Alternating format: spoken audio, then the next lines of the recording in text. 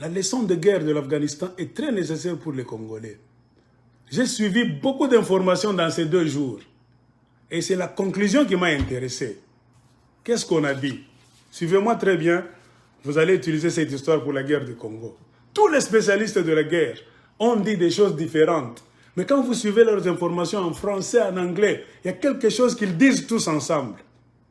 Que la plus longue guerre des États-Unis à l'étranger, c'était la guerre de l'Afghanistan, qui a duré 20 ans. L'Amérique n'a jamais été en guerre contre un pays pendant 20 ans. C'est la première fois dans l'histoire des États-Unis. Et après 20 ans, l'Amérique s'est retirée de l'Afghanistan d'une manière catastrophique. Nous sommes à l'ère des social media, des réseaux sociaux. Ce n'est pas à l'ère là-bas historique des années 70-80. Beaucoup de gens sont en train de voir ça même sur leur téléphone. Ils se sont retirés d'une manière catastrophique. Et ce qui est bizarre, c'est que beaucoup de généraux américains, pendant ces 20 ans, qui ont été envoyés pour faire cette guerre, ils confessent tous ne pas savoir pourquoi ils se battaient. Hein? Les Blancs sont des stratèges, les Américains sont des généraux. Lisez beaucoup d'interviews, beaucoup de commentaires. Ils confessent tous ne pas savoir pourquoi ils se battaient en Afghanistan, à part mettre en place des questions de tactique militaire. Donc on les envoyait en Afghanistan pour se battre pour des choses qu'ils ne comprenaient pas. Avec tout le respect qu'on leur donne, Pentagone, ceux qui baillaient Bokokima, c'est-à-dire ils vont en guerre. Parfois il y a des gens qui ont fini des universités, l'école de guerre, qui vont en guerre sans savoir pourquoi ils vont faire cette guerre. Ils ont confessé. Presque tous les généraux. Mais, ça c'est du côté américain. Du côté des Afghans, les talibans, eux savaient pourquoi ils se battaient. Si les généraux américains qui ont l'armée la plus forte du monde étaient envoyés en Afghanistan pour mettre des tactiques militaires en place, tout en ne sachant pas pourquoi ils se battaient là-bas, les talibans, eux, savaient pourquoi ils se battaient. Ils se battaient pourquoi? La conclusion, c'est que les talibans, eux, se battaient pour leur pays et pour leur dignité.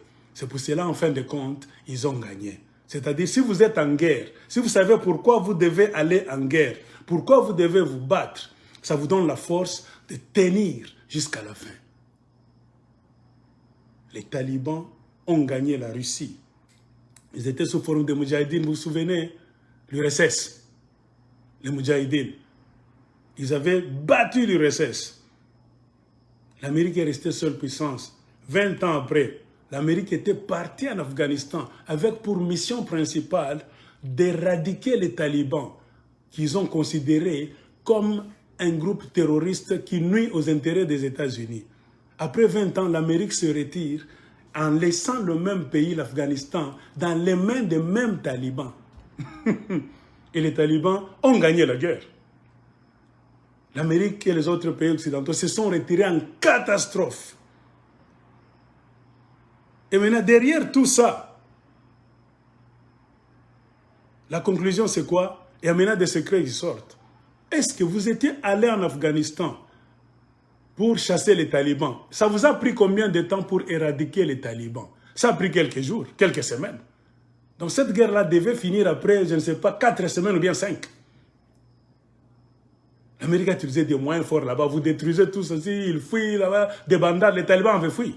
Les autres fuyaient même à moto, les Mollahs Omar là-bas, moto, ils ont fui. Ils ont tué beaucoup de gens là-bas, même les leaders. Quelques semaines après, l'Amérique devait se retirer. Mais pourquoi l'Amérique était restée en Afghanistan pendant 20 ans? Comme le Rwanda, l'Ouganda sont au Congo pendant 20 ans. Il y a maintenant des secrets qui sortent. C'est parce qu'il y a des richesses souterraines en Afghanistan. Les Américains, s'ils étaient allés en Afghanistan pour aider les Afghans, pendant les 20 ans, ils allaient construire la société afghane. Ils devaient développer l'Afghanistan. Ils mettre des routes, aider tout ça. Ils avaient trop de moyens. Les gens en Amérique Ceux qui payent des taxes, les contribuables, ont payé beaucoup. Il y a beaucoup de milliards que l'Afghanistan a engloutis pendant 20 ans de guerre. Et maintenant, les Américains se disent, si on avait utilisé ces milliards aux États-Unis d'Amérique, on allait faire beaucoup de choses. Ici aux États-Unis, il y a des pauvres dans les rues des États-Unis. Il y a des mendiants, les homeless. Il y a beaucoup d'infrastructures, des autoroutes, des ponts aux États-Unis qui sont vieillots aussi. Il faut les remplacer. Beaucoup d'histoires là-bas. Les programmes scolaires là-bas qui demandent la technologie de pointe, il faut remplacer beaucoup de choses. Le système de 5G, tout ça. L'Amérique a des difficultés économiques. Mais on a englouti des milliards et des milliards en Afghanistan. Alors, ce que les Américains faisaient en Afghanistan, la conclusion c'est quoi? Eux-mêmes confessent qu'ils ne le savaient pas, les généraux. On les envoyait seulement aller vous battre contre les talibans. Parfois ils allaient là-bas, il n'y avait rien, mais ils se promenaient dans un camp militaire là-bas à ne rien faire pendant 20 ans. Derrière tout ça, il y avait quoi? Il y avait des mines. Ils ont des richesses, ils ont aussi des minéraux. En Afghanistan, on dit qu'il y a des minéraux qu'on peut utiliser dans la technologie aussi des ordinateurs. C'est ça la vraie raison qui a fait que l'Amérique est restée là-bas tout en brandissant le message de les talibans, les terroristes, nous allons les tuer, tout ça. Mais derrière ça, il y avait aussi de la drogue. Donc l'Afghanistan, dans la température de l'Afghanistan, l'élévation là-bas, c'est un pays qui est un peu dans les montagnes là-bas, très haut. Et de ces endroits là-bas, il y a une drogue, hein, qu'on peut donc s'aimer là-bas, ça pousse là-bas. Ça a donc une sorte de teneur là-bas. Ça remporte beaucoup d'argent. Les Américains étaient empêtrés dans le trafic de cette drogue-là. Imaginez pendant 20 ans. On vous dit la drogue en question là, cette drogue, ça fait entrer des millions de dollars américains. Imaginez pendant 20 ans. Pendant qu'ils faisaient... Ils ont envoyé les enfants des autres mourir là-bas, les militaires américains. Le gros bonnet là-bas, les boss de l'armée américaine. Ils étaient empêtrés dans le trafic de minéraux en Afghanistan et de cette drogue là-bas, la drogue la plus chère, parmi les drogues les plus chères du monde. Et c'est ça qui fait même la force des talibans. Les talibans vendent cette drogue là-bas, ça rapporte des millions de dollars américains, ils ont les armes. Comprenez pourquoi l'Amérique, en fin de compte, a vu que nous ne faisons rien ici. Nous avons eu ce que nous avons eu. Pas tous les Américains, les boss. Souvenez-vous ce que je vous avais dit un jour. La guerre, aujourd'hui, n'est plus ce qu'elle était dans le passé. On est parvenu même, avec la mondialisation, on est parvenu à la privatisation de la guerre. C'est-à-dire tous les militaires que vous voyez dans des pays étrangers, en tant qu'Américains, la tenue américaine, on peut même écrire ici Pentagone, Mr. Johnson, ils ne vont pas là-bas au nom du gouvernement américain. Non. Ils vont là-bas au nom des privés. C'est-à-dire les faucons du gouvernement américain. Ceux qui ont déjà travaillé beaucoup dans le gouvernement américain. Ils se sont même partagés. C'est eux qui fabriquent les armes. Ils ont maintenant pris le marché au gouvernement américain. La moitié du marché, la fabrication des chars de combat, des hammers, des autos blindés, même des drones, tout ça. Ce n'est plus le gouvernement américain qui fabrique ça. La moitié de ces armes-là sont fabriquées par des privés, dans des usines de privés. Je peux être moi, de la famille riche, c'est moi qui fabrique les drones. C'est moi qui fabrique, je ne sais pas, les missiles. Quand il y a guerre, je vais créer même la guerre. Ces gens-là, quand nous nous asseyons comme ça, les richards, après avoir fabriqué beaucoup d'armes, avec quoi nous n'avons rien à foutre en Amérique. Il faut chercher à les écouler. Comment? Il faut créer des guerres. Comprenez pourquoi les militaires américains qui sont venus au Congo, maintenant vous voyez, la prophétie est ici. Hein? Ils n'étaient pas venus au Congo au nom du gouvernement américain. Non, ce sont des mercenaires. Ils sont venus au Congo, ces Américains-là, au nom d'un club, 3 ou 2, 4 même Américains, les faucons, avec des tenues du gouvernement américain. Ça, ce n'est pas l'affaire du gouvernement américain. C'est l'affaire des magnats, des messieurs qui fabriquent des armes, des Bill Gates avec les computer systems qui sont derrière, Il y a le monsieur là-bas qui fabrique des véhicules avec, par exemple, batteries électriques. Ils envoient même 20 militaires américains. Ce sont des mercenaires dans leur compte. Vous, quand vous les voyez comme ça, Américains, Bayaki, ce ne sont pas des gens qu'on a envoyés par le gouvernement américain classique, non. On les a envoyés par des faucons, des gens qui se cachent sous la table. Parce qu'ils sont parvenus à privatiser la guerre. La plupart des guerres, pourquoi il y a trop de guerres maintenant dans le monde? Remarquez, prenez la carte du monde. Il y a trop de guerres. Pourquoi? La guerre n'est plus maintenant l'affaire des États. Non, c'est l'affaire des individus. Il peut se réunir comme ça, 5 personnes. Ok, au Mozambique, il y a du pétrole là-bas. Ah, nous voulons aller prendre ce pétrole. Ils fabriquent un plan. Ils mettent un plan en place. Comment y aller? Prenons des armes. On commence toujours par les armes. Ok, nous avons des armes, mais il faut chercher des partenaires sur le terrain. Ils étudient la politique de votre pays d'abord. Qui sont les mécontents? Le pouvoir en place a beaucoup d'ennemis, beaucoup d'opposants. Il y a ça, c'est quelle tribu? C'est ça, c'est ça, c'est ça. Ok, on va les avoir comment? Ils sont des réfugiés. C'est pourquoi aujourd'hui il y a trop de réfugiés dans le monde. Faites attention aux réfugiés. Ce sont les premières personnes qu'on approche. Réfugiés mozambicains? Ok. Qu'est-ce que vous reprochez à votre gouvernement? Interview, il y a ça, ça, ça, ça. Ils étudient le plan. Ils vous appellent là-bas. Ils vous entraînent. Ils vous donnent leurs armes là-bas. Ils vous escortent. Vous traversez la frontière. Ils vous soutiennent. Vous commencez la guerre à partir de rien. C'est ce qu'ils ont fait des Kagame. Vous commencez la guerre. C'est pour écouler leurs marchandises. C'est un grand club de businessmen. Quand il y a la guerre, il y a quoi? On détruit votre pays, les gens fuient. Il y a des déplacés internes et des déplacés externes. Vous créez quoi? Des réfugiés. Vous quittez votre pays, vous allez dans un autre pays. On vous accueille là-bas, dans un camp quelque part, dans une ville. Très nombreux, des millions là-bas. Alors vous donnez du business à qui? À un autre Américain. Lui, son problème, c'est quoi? C'est lui qui est en charge de beaucoup de compagnies qui fabriquent la nourriture. Ils ont déjà fabriqué beaucoup de nourriture qui sont dans des stocks, là, dans des caves. Des nourritures qui datent de 15 ans, 10 ans, que même les cochons américains ne peuvent pas manger. Du sorgho, des maïs, du lait, je ne sais quoi. Ce monsieur-là, ou bien cette dame-là, trouve des business.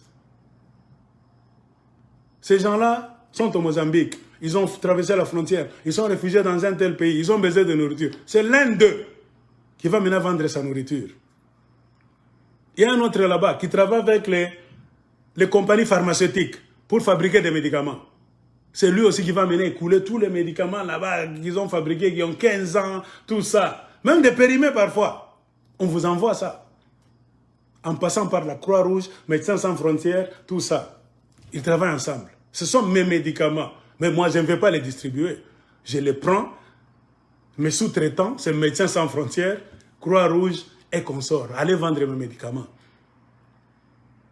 Entre nous, il y a quelqu'un aussi. C'est lui qui fabrique les Toyota. C'est un actionnaire. Un très grand actionnaire dans Toyota Prado. Les grands Toyota là-bas, les tortues avec des antennes là-bas. C'est toujours parmi eux. Ils ont déjà décidé que les véhicules de l'ONU ne seront que des Toyota. Je ne sais pas si vous avez remarqué ça. Quelqu'un m'avait dit. C'est une femme. Margaret Albright. C'est elle qui est actionnaire dans les véhicules de l'ONU. Vous ne pouvez jamais envoyer d'autres véhicules de l'ONU. C'est elle qui doit vous vendre obligatoirement les véhicules de l'ONU. C'est-à-dire le ACR est là-bas, l'ONU, SIDA, tout ça. C'est son marché. Ils ont déjà partagé le monde et le business. On va envoyer les agents du ACR, tout ça. Ils ont besoin de véhicules. C'est elle qui doit envoyer. Le pétrole, essence. Et un monsieur là-bas. Un monsieur là, un boss là-bas de Shell, Exxon, Mobil. On les téléphone. Monsieur, on a créé le business là-bas quelque part à côté de Mozambique. On a besoin de citernes. Combien? Pas. Le business est là. Donc, c'est comme ça. Ils se partagent le business. Entre-temps, vous vous battez, vous vous détruisez là-bas et font de l'argent derrière votre dos. Ils envoient même des gens là-bas. Oh, les Blancs sont bons, ils sont venus nous voir dans un camp ici, nous sommes bien, oh, ils ont parcouru le Kivu, tout ça, la situation est grave. Ce sont les mêmes gens. Comme l'assassin revient toujours sur la place des crimes, il doit envoyer des gens toujours dans des organismes. C'est pourquoi on dit les organismes là, les ONG. Attention avec ces histoires-là. Comprenez pourquoi Poutine de la Russie est en train de les sanctionner, de les effacer de la Russie.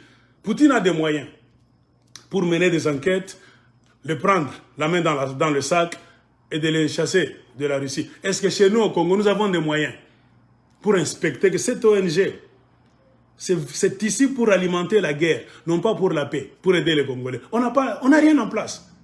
Vos politiciens, tous sont des corrompus. Beaucoup d'ONG que vous avez au Congo là, ce sont des ONG qui participent à l'amplification de la guerre au lieu d'amener la paix au Congo. Ils se font de l'argent, c'est le business. Rien que le jour où vous allez ouvrir les yeux pour dire enough is enough, nous voulons la paix dans notre pays. Ces ONG-là sont problématiques. Et les Américains ont perdu la guerre, mais ils ont gagné derrière les montagnes là-bas, les collines d'Afghanistan, avec de la drogue et des richesses souterraines. Ils ont pillé Afghanistan comme ce n'est pas possible. Pour décider après 20 ans que nous nous retirons. Et maintenant, en conclusion, qu'est-ce qu'on a dit? On a demandé aux États-Unis d'Amérique de repenser sa politique étrangère, non pas seulement en Afghanistan, mais dans le monde entier. Il y a des cris. Les lanceurs d'alerte internationaux sont en train de lancer des cris envers les Américains maintenant. 20 ans de guerre, vous sortez comme vous étiez entré, pas même comme vous étiez entré. Vous laissez maintenant le pays dans un état déplorable là-bas, catastrophique, comme un enfer, un non-état. Non, non, non, non, Américains. Vous devez repenser votre politique étrangère, non pas seulement au Moyen-Orient et en Afghanistan, dans le monde entier. Quand on dit que l'Amérique doit repenser sa politique étrangère dans le monde entier, y compris le Congo. Ce qui se passe au Congo, c'est l'œuvre des faucons américains. On dit gouvernement américain, je vous avais dit, c'est une guerre privatisée. Ce sont les Bill Gates, des noms là-bas, des individus, la plupart des Américains, avec des Canadiens, les millionnaires australiens, les millionnaires belges, les millionnaires français. C'est tout un conglomérat d'aventuriers et de criminels qui sont en train de mettre le Congo dans cet état où il est. Et au Congo, ils ont pillé. Ça fait plus de 20 ans. Il y a moyen que cette guerre-là puisse finir. Les Afghans se sont battus pour leur pays. Et nous, les Congolais. Du moins, nous savons. Si je me bats, je fais même des vidéos. Je parle pour le Congo, c'est mon pays. Mais un Rwandais, un Munyamulenge, soi-disant Munyamulenge, lui, quand il fait des bruits, il se bat pourquoi? On va lui poser la question. Il est dans la catégorie des Américains. Tu te bats pourquoi? Kagame, quand tu entres au Congo, Museveni aussi, tu entres au Congo avec tes gens. On vous met dans la catégorie des généraux américains qui s'étaient retrouvés en Afghanistan pendant une vingtaine d'années, sans vraiment savoir pourquoi ils étaient là. Les généraux là-bas qui faisaient des tactiques, ils ont confessé, ils ne savaient pas pourquoi ils étaient allés en Afghanistan, sans raison valable. Mais derrière cette soi-disant guerre, il y avait l'exploitation des richesses minérales et de la drogue la plus chère du monde. De la même qu'au Congo, de la même façon. On nous impose une guerre. C'est pour nous exploiter nos richesses. Nous piller. Ils ont beaucoup volé en 20 ans. Ils sont devenus même des millionnaires. Des pauvres. Kagame qui avait des bottes en plastique aussi, qui étaient trop minces là, qui pouvaient même être jetés par un coup de vent. Kagame commence maintenant à se tenir devant les Congolais et leur donner des ordres. Nous devons repenser la politique au Congo. Ça commence avec les politiciens. Si les Afghans ont tenu tête devant une superpuissance, nous les Congolais, on peut le faire. Malheureusement, nous n'avons pas des hommes d'État au Congo. Nous n'avons pas de politiciens honnêtes. Tous sont dans la danse du trafic des minéraux. Alors, C'est comme ça. Les Américains ont aussi appris une leçon. Ça ne sert à rien d'envahir un pays pour combattre la culture de ces gens-là ou bien la foi de ces gens-là. Car c'est eux. La culture n'est pas à côté, la foi n'est pas à côté. La culture, c'est à l'intérieur de ces gens-là. La foi, leur foi, c'est à l'intérieur de ces gens-là. C'est ça. Vous venez au Congo, vous nous faites une guerre là-bas. Demande aux Rwandais. Je pense que j'ai expliqué ça dans une vidéo. Beaucoup de Rwandais ne savaient pas que, après avoir tué le président Biarimana, des Rwandais tous qui venaient de l'Ouganda. J'ai déjà lu ça, j'ai déjà expliqué ça dans une vidéo, quand je vous lisais les Garrison. Et surtout, le livre de ce Rwandais là-bas, je ne sais pas, attendez que je cherche ça. Je vais montrer ce livre, ça cadre avec cette guerre des Américains qui ont échoué en Afghanistan. Attendez.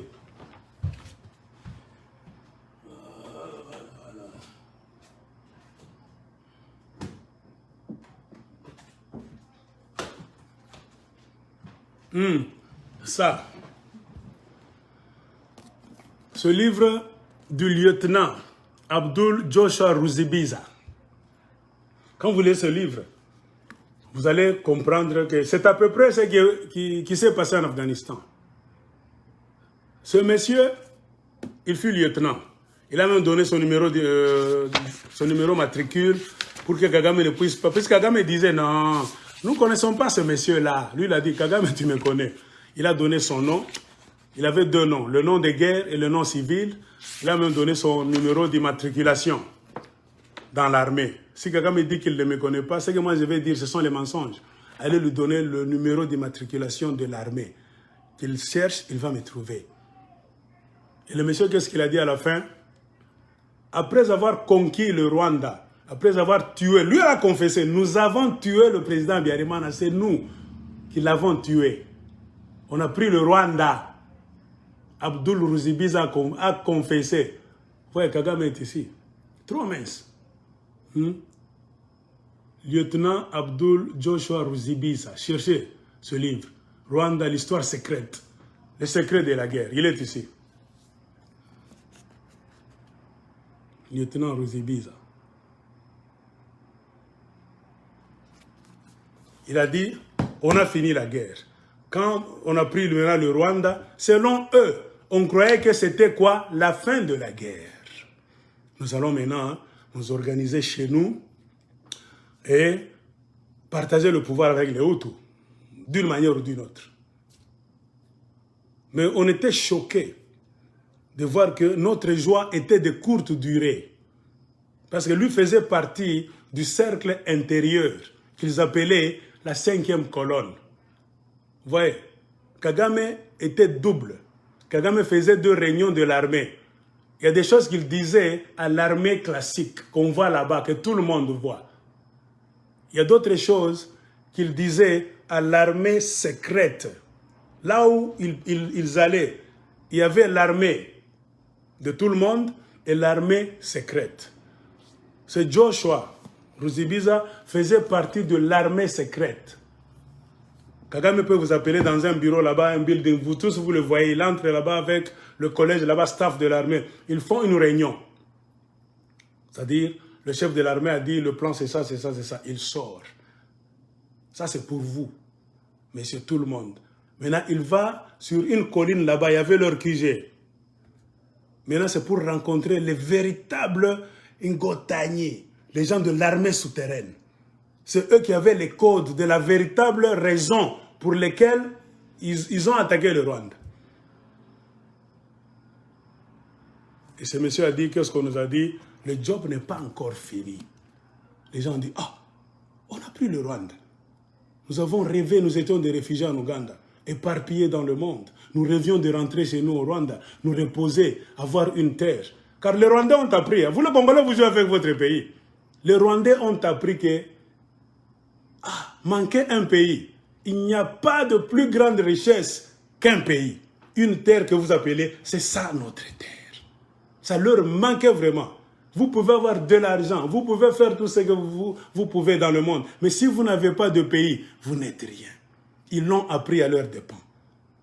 Donc leur rêve à tous, c'était de rentrer au Rwanda, traverser la frontière, entrer au Rwanda et dire « Oh mon Dieu, nous avons maintenant une terre, nous rentrons chez nous. » Mais nous avons un beau pays qui dépasse beaucoup de pays, avec des politiciens idiots qui ne travaillent en rien pour garder ce pays-là, qui l'ouvre encore davantage comme Chilombo, pour perpétuer cette guerre qu'il condamnait.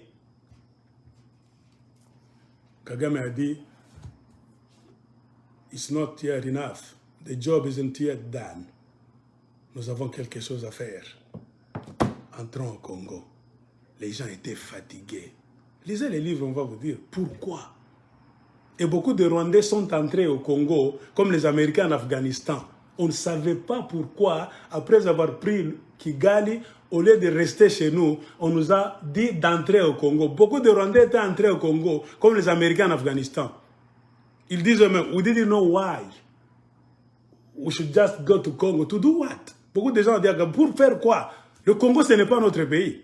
Ils ont dit à Kagame, non, le Congo, ce n'est pas notre pays. On s'est battu, on a versé le sang pour le Rwanda. Entrer au Congo, qui n'est pas notre pays, Kagame, pour faire quoi? Et Kagame a commencé à éliminer un à un les récalcitrants. Ceux qui donnaient de mauvaises idées aux autres, ils disent, ah, allez au Congo faire quoi? On a donné un plan. Dit aux autres militaires, arrangez-les là-bas, entraînement. Dans quelques jours, nous allons entrer au Congo pour faire partir Mobutu. Pourquoi? C'est notre pays. Mobutu, qu'est-ce que nous avons à faire avec Mobutu? Beaucoup de Rwandais militaires disaient, what do you do? We don't have anything to do with Mobutu. Faites ce qu'on vous dit. Ils sont morts en masse au Congo. C'est comme ça, la guerre est privatisée. Ceux qui ont utilisé Kagame, c'est-à-dire, nous allons te faire entrer au Rwanda. Nous allons t'aider à prendre le pouvoir. En échange, toi aussi Kagame, tu dois nous aider à attaquer le Congo, à faire partir Mobutu et à voler les richesses.